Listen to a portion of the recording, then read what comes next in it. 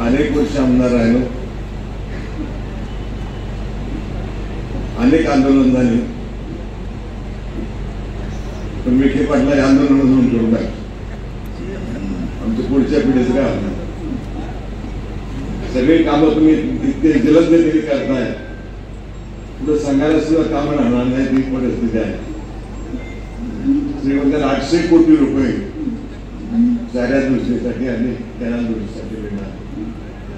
निम्मे पैसे आले, कामही झाले. आता स्पीड खूप आहे, जास्त काम करण्याची गरज आहे. माझ्याकडे 5,600 शेततळे आहेत. 5,600 त्या शेततळ्याचा उपयोग आम्ही आमच्यासाठी करतोय, पण त्यापेक्षा पाझर तलाव जे आहे,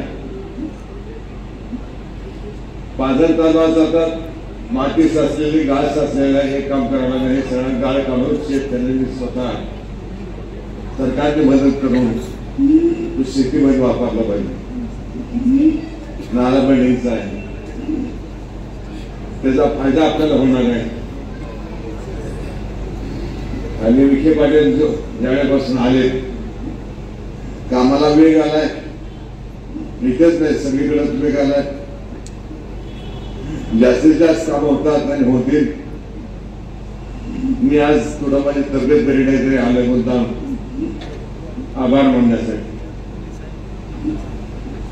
आमच्याकडे सुजय विखे खासदार उभे होते, ठीक आहे, पण आता दोन्ही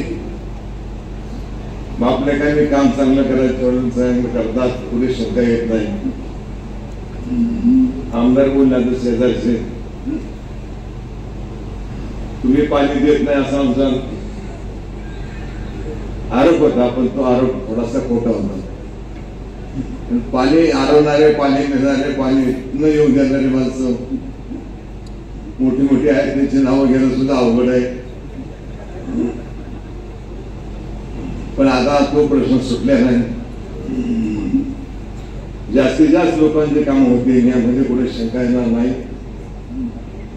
विखे पाटलांनी तो निर्णय घेतलाय. आमच्याकडे तहान घशाला पाणी उशाला अशी परिस्थिती होती. 12 नंबरचा आहे, 250 एकर पाणी, त्याच्या 250 एकर दिसतंय, कधीच पाणी खाली गेलं नाही. आपण 25 कोटी रुपये दिले, 3 महिन्यात काम पूर्ण झालं आणि सगळ्यांना पाणी मिळालं. ते सकाळी लोक मला भेटले, म्हणजे दादा तुम्ही काही करा, कार्यक्रमाला जा. विखे पाटलांचं अभिनंदन करायचं आहे. तिथे अनेक वर्षापासून कुकडे आले, पण पाणी मिळत नव्हतं, पण पाणी मिळालं. तो आनंद जो आनंद आहे, तो आनंद शेतकऱ्याशिवाय दुसऱ्याला लक्षात येत नाही. विखे पाटील तुम्हाला खूप खूप धन्यवाद. जोरात काम करा. आता मंत्रिमंडळामध्ये मी अनेक वर्ष काम केले, पण झटपट निर्णय कधी झाले नाही. इतके निर्णय तुम्ही झटपट करताय. जिल्ह्याचे पालकमंत्री म्हणून सुद्धा उत्तम प्रकारचं काम चालू आहे. अशी कामं झाली तर काय पुढच्या लोकांनी काय करणार? मग इतक्या स्पीडमध्ये काम केलं, परत दुसऱ्या निवडून आल्यावर काय करायचं? तशी कामं व्हावीत ही अपेक्षा व्यक्त करतो. मनापासून धन्यवाद देतो. धन्यवाद. 1 मिनिट राहिला का? आणि विनाकारण तुम्ही बुजून काम करताय, झाकून काम करताय. उघड करा, जोरात काम करा. अडचणी तिथे आल्या आहेत ना, तुम्हाला काय करायचं? धन्यवाद. धन्यवाद आमदार साहेब.